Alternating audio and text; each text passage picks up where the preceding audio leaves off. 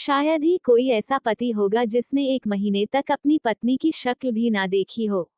मैं शादी के पहले दिन से अभी तक मैं अपनी ननंद के साथ सोती हूँ। पत्नी या नौकरानी, आखिर मेरे पति ऐसा क्यों कर रहे आखिर मेरे पति ऐसा क्यों कर रहे थे।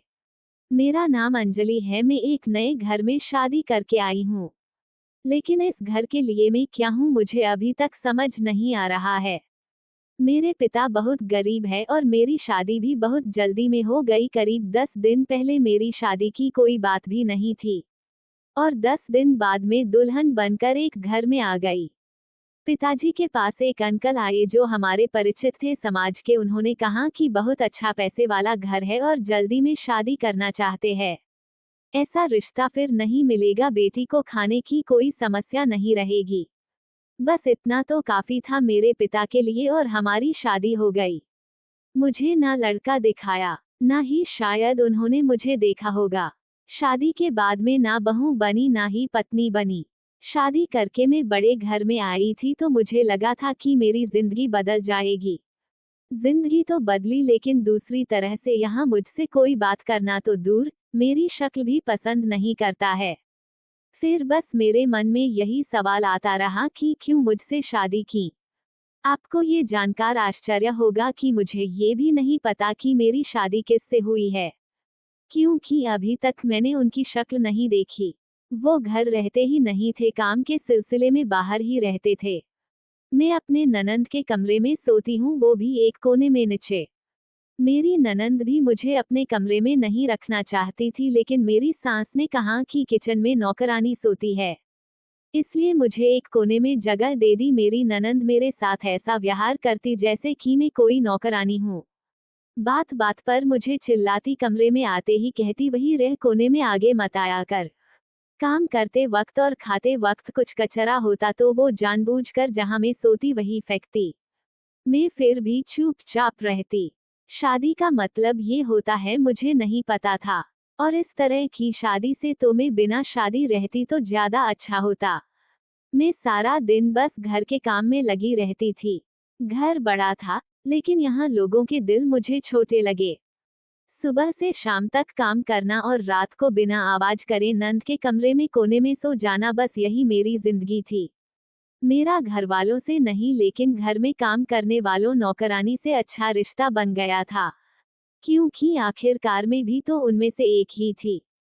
तब एक काम करने वाली ने बताया कि मेरे पति की शादी बड़े घर में तय हो गई थी। वो उससे प्यार भी बहुत करते थे, लेकिन फिर कुछ विवाद हो गया जिस कारण उन्होंने रिश्ता तोड़ दिया। सब कुछ तय हो गया था, कार्ड भी बांट दिए थे।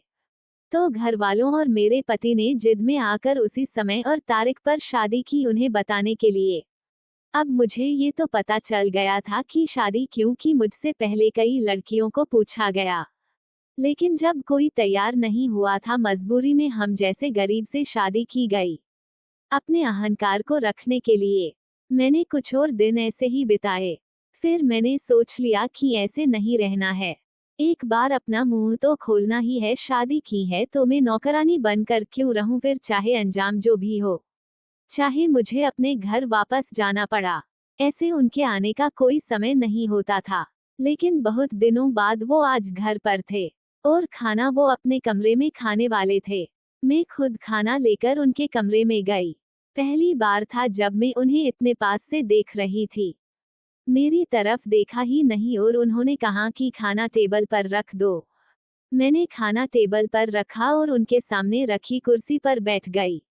वो एकदम से गुस्सा हो गए, बोले कौन हो तुम, ऐसे यहाँ बैठ गई। फिर उन्होंने चिल्लाकर अपनी माँ को बुलाया। माँ आते ही कहा कौन है, कैसे कैसे नौकर आपने रखे हैं।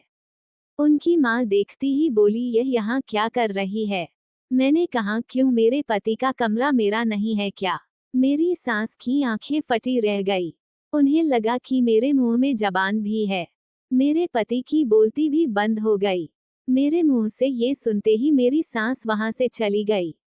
मेरे पति बोले उस समय जो हुआ हमने किया, जल्दबाजी में शादी करना थी। मैंने बोला शादी का मतलब आपको पता है। उस दिन के बाद आप आज मुझे देख रहे हैं, वो भी मैं आई तब, और आप तो मुझे नौकरानी समझ रहे थे। मुझे किसी सामान की तरह खरीद के लाए हैं ऐसा लग रहा है। आप अमीर होंगे लेकिन दिल आपके पास नहीं है। आपको पता है मैं कहाँ सोती हूँ, क्या करती हूँ, मेरे साथ कैसा व्यवहार हो रहा है। मुझे आपके बड़े घर में नहीं आपके दिल में रहना था, जो कि शायद हो ना सकेगा, इसलिए मैं अब जा रही हूँ। आपको बताना था इसलिए आज आपसे बात की। इतना कहकर मैं जाने लगी तब उन्होंने मुझे रोका। कहा कि मैं अपनी पिछली लाइफ को अभी भुला नहीं हूँ, इसलिए तुमसे दूर था, उसके लिए मुझे अभी माफ करो और थोड़ा समय दो, मैं भूल गया था कि तुम भी इंसान हो, मेरी बीवी हो। आज से तुम यही कमरे में सो सकती हो और बहू की हैसियत से ही रहोगी, ना कि नौकरानी की। उस दिन से मैंने अपने लिए एक नया घर बना लिया था। मेरी समझ आ गया था यहाँ बिना बोले कुछ हासिल नहीं होगा। धीरे धीरे मैंने अपना हक लेना शुरू कर दिया। वो घरवाले मुझे बहू नहीं मानते थे, लेकिन मैंने मनवाना शुरू कर दिया। मुझे यकीन है धीरे धीरे वो भी मुझे पत्नी मानने लगेंगे। शुरुआत तो हो गई है। अब मेरी सास और ननंद भी मुझसे वैसा व्यवहार नहीं करते हैं, क्योंकि शादी सबके सामने हुई है। मैं इस घर की बहू हूँ, गरीब हूँ, डरपोक नहीं। आपको ये कहानी कैसी लगी कमेंट कर हमें जरूर बताएं। ऐसी ही अच्छी कहानियाँ आप यहाँ पढ़ सकते हैं। ये कहानी काल्पनिक है, किसी से इसका संबंध होना मात्र संयोग ही समझा जाए। इसका उद्देश्य केवल मनोरंजन और शिक्षा देना है।